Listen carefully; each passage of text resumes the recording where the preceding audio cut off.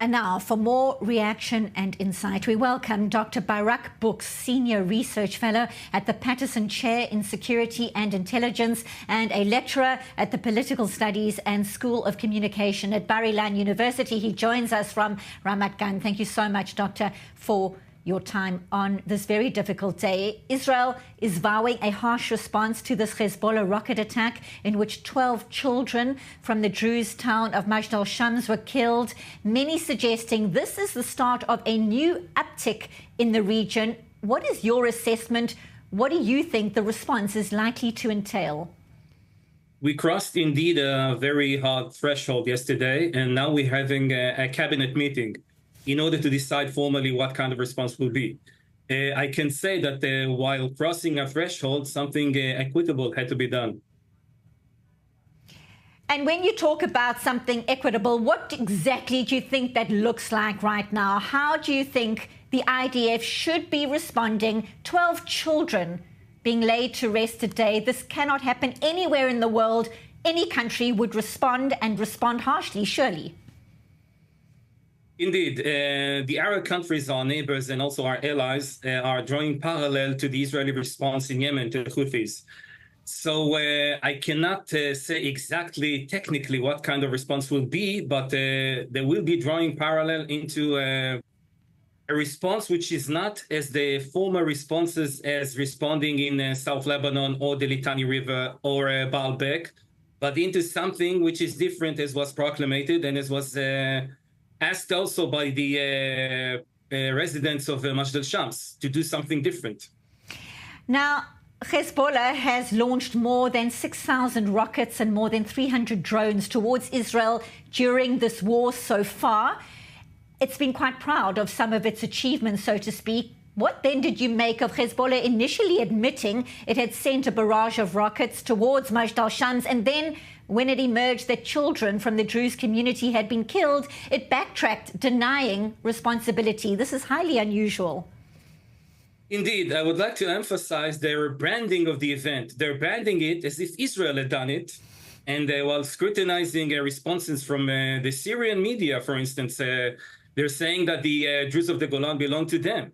They're saying that the children are martyrs because they're died in a tragic manner, but they're saying that the Israelis had done that.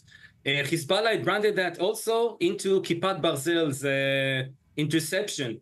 But as was technically being detailed by Israeli spokesperson, the chief of staff of it, and even the security of defense, this is a 50 kilograms Iranian rocket, meaning there isn't any doubt that the Hezbollah organization did that.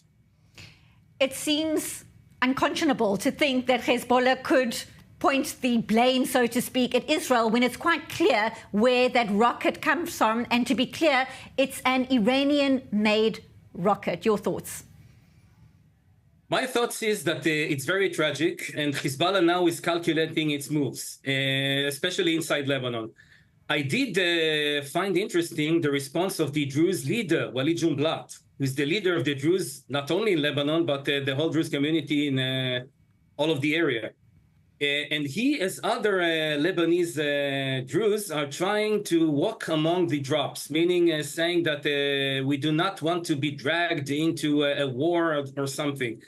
But they did not, excluding one or two voices, some of them did not condemn Hezbollah for doing this massacre. Certainly very sensitive situation in terms of the positioning right now. You alluded earlier to the fact that there are, of course, Houthi rebels in Yemen and militias in Iraq and Syria, all of which have targeted Israel and its allies since this war started. So talk us through your concerns about an uptick on several fronts at once, not only Hezbollah and Hamas. Indeed, it's going to be a prolonged war of attrition, on which we're going to be confronting fronts in Lebanon, in Gaza. It's not over yet. The Houthis in Yemen, but the Houthis is something very interesting because they're holding all of the paths of ships, global shipping, not only for Israel, but also they damaged Western ships and Chinese ships and Russian ships. All of the shipping at the Suez Canal is also halted. So the Houthis are a threat on the global peace and global shipping. And to that exact point, the fact that there is a coalition dealing with those tensions in the sea throughout that threat from the Houthis for several months now, what kind of international support would you imagine would be happening if, in fact, there is a full uptick? In other words, if there is a full war across the northern front, who will be supporting Israel? I would like to go to the Abraham Accords. In the Abraham Accords, Israel is an ally of other countries as Gulf countries, Saudi Arabia, etc.